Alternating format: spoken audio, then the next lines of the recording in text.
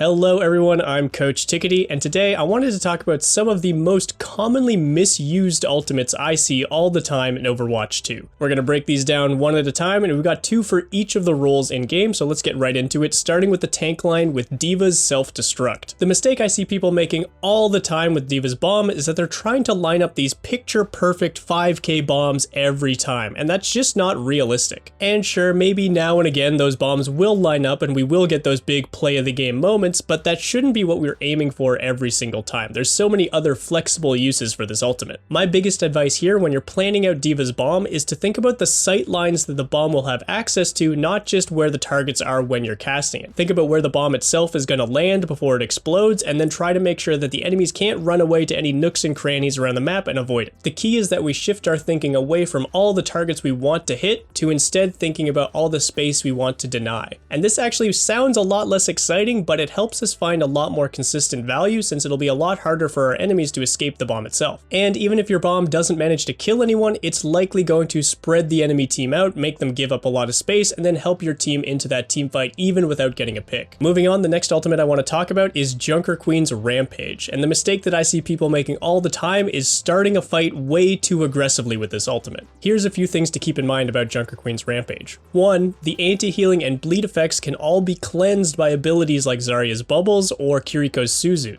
In addition to that, it changes your position quite drastically. You charge forward a long distance whenever you cast this ultimate. When you pair these things together, it makes it fairly simple for an enemy team who has cleansing effects or even just safe positioning to counter your aggressive usage, give up a little space, and end up punishing you instead. So before you go running into that team fight as Junker Queen, try to keep in mind a couple things. First is to keep an eye out for any of those active cooldowns that can completely deny your ultimate's value. Again, Zarya's Bubbles, Kiriko's Suzu are the biggest ones you'll want to think about, but also keep in mind that crowd controlling effects can actually interrupt your ultimate as well, so keep an eye out for Ana's sleep darts or Reinhardt's pinning and things like that. And secondly, think about the position you're going to end up in after your ultimate and make sure that your team is around to help you finish off all those targets that should be bleeding. When used properly, Junker Queen's Rampage is an extremely powerful tool and can be used to just solo wipe an entire enemy team. But if you get impatient, it'll end up with you back in the spawn room instead. So take your time, watch for all those important cooldowns, and make sure you know where you're going to end up. Before we get any further, don't forget to check out GameLeap.com. If you really want to improve as a player and you want to get rid of all those pesky mistakes that are holding you back, then there is no better way to do so than by signing up to GameLeap.com. Over on the website, you will find hundreds of guides made by top-level coaches that will go super in-depth about any topic you might be questioning. You'll find everything from basic fundamental knowledge about the game to in-depth, step-by-step hero guides that will take you from zero to pro in no time. So click the link below this video or just head over to GameLeap.com and get your membership started today. Alright, let's move right on to the DPS, starting with Sombra's EMP. This is one of the strongest DPS ults in the entire game, but the mistake that I see people making all the time is that the Sombra player will go in for an EMP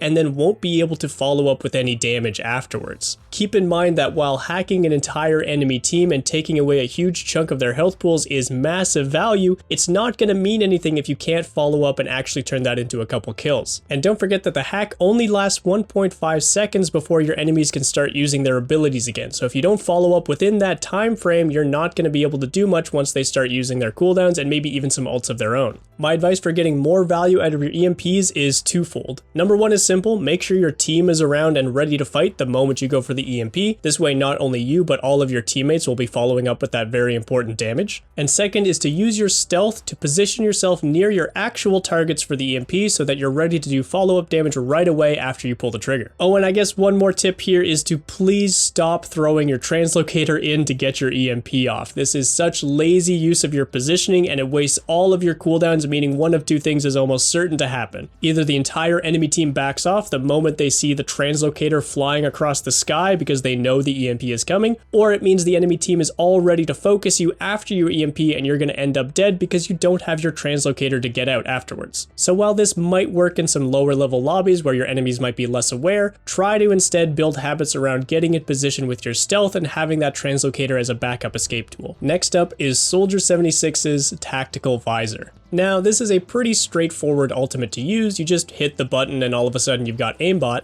but it's also a pretty easy ultimate to shut down from the enemy team, since any shields or defensive abilities or even just running back behind natural cover will prevent you from finding those kills. This leads to a lot of players looking for flanks with this ultimate. You want to get around to the back line, you want to get past those enemy tanks, and you probably want to set up on a strong high ground advantage where you can see as many targets as possible before you pull that ultimate out. And that's all great, but the mistake I see players make most commonly when going for that type of play is going too early. This is not an ultimate you want to use first in a team fight because it becomes that much easier for the enemies to respond to you. Instead, you should be looking to just use those positions to poke out with your normal primary fire, or maybe even just hide yourself so the enemy has no idea where you are until you see more of your team getting engaged in the team fight. Maybe your tank goes in, maybe your other DPS is making a play. That's going to make it that much harder for the enemy to look and respond to your threat after they've already used cooldowns and changed positions around the other threats on your team. Soldier is so strong at using his sprint to take all these new and creative positions, but make sure you know what you're actually trying to use them for. If you're there trying to finish off a team fight and use your ultimate to get a bunch of kills, then you shouldn't be trying to draw all the aggression of the enemy team onto you too early. It's like an AoE taunt. It will cause everyone to hear you and look at you and probably use their cooldowns on you. So maybe wait until they're already looking at something else, or maybe they've already used some of their cooldowns,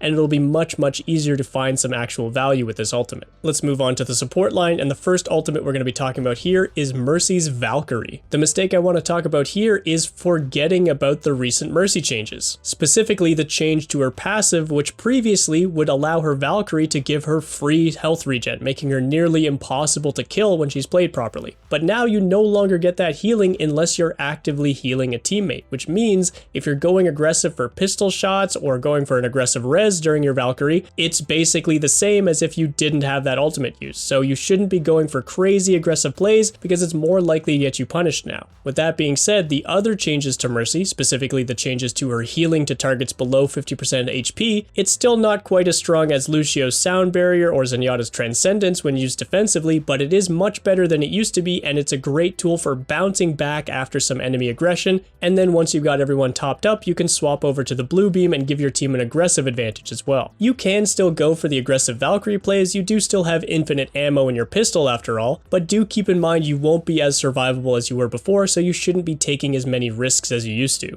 Next up on the list is Brigitte's Rally. And compared to Mercy's Valkyrie, which I just told you to be more defensive with, we don't want to use Brig's Rally as a purely defensive tool ever. The big mistake I see a lot of Brig players making with this ultimate is trying to use it on reaction like all those other defensive ultimates like Valkyrie, like Sound Barrier, like Transcendence. And of course this still can work, however because Rally needs to tick up to apply all that overhealth compared to Sound Barrier where it's all instant, it's a lot less likely to find value when you actually need it to. So instead you should either be using Rally preemptively before the big enemy threat presents itself, or even aggressively for your own team so that you get to go first before they get to set up their own big ultimate plays. The key to either of these situations is making sure that your team is grouped up enough to actually benefit from the overhealth of your Rally. If you use it solo and there's no teammates around you, you've basically wasted it. So make sure your whole team is setting up for the same plan and we're all ready to go in at the same time, otherwise we'll end up wasting some of that overhealth. Either it'll be too early and the enemy team ignores you, or it'll be too late and the overhealth doesn't tick up enough. With Overwatch having such a diverse cast of characters, maps, and of course abilities,